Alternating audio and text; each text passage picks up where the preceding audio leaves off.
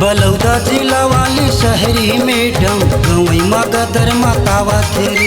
बलौदा जिला वाली शहरी मैडम गवई माँ गदर मतावा तेरी। नवाने वर्णन का चढ़े जवानी, नवाने वर्णन का चढ़े जवानी अली गली में छेरावा तेरे। बलौदा जिला वाली शहरी मैडम गवई माँ गदर मतावा तेरी।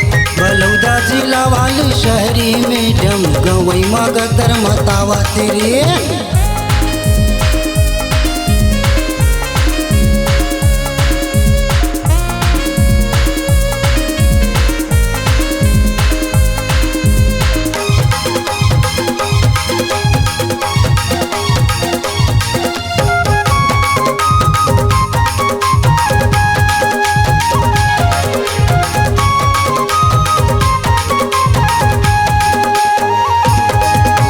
चाकर खाना के धरे मोबाइल पतली हवाई कमरिया। बूढ़ी टोपा वाला पाछू में पड़ गे सतरोहन लहरिया।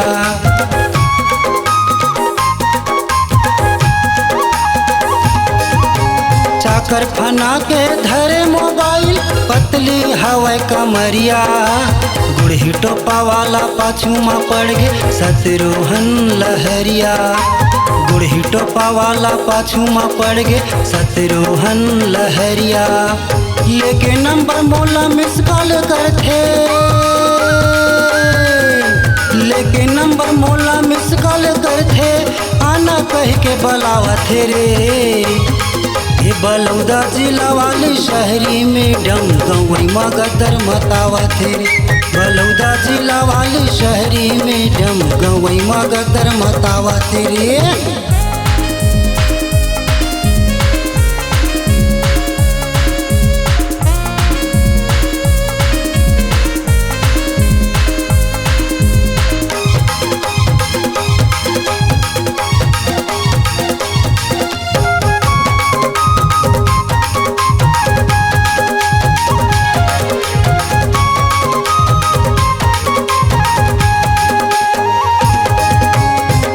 खुरा के पहिरे सैंडल आँखी में लगाए चश्मा।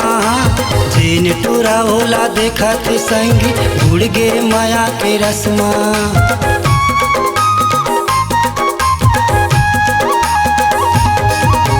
ऊंचा खुरा के पहिरे सैंडल आँखी में लगाए चश्मा। जीन टूरा होला देखा थे संगी उड़ गे माया के रस्मा। जीन टूरा भोला देखा थे संगी बुड़ गे माया के रस्मा। मुस्की मारती रेंगा गली माँ,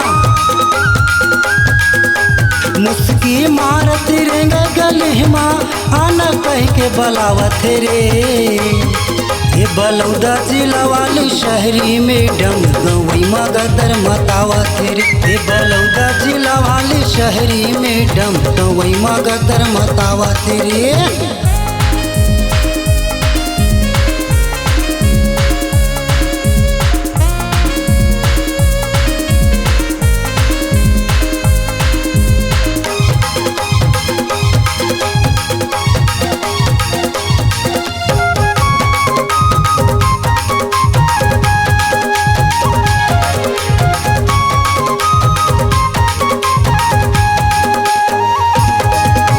रानी मुखर्जी का सजे धजे करीना कपूर कसे तन्हा। भूलिंदा भाटा यस दिखते संगी हंस गे सबों के मनहा।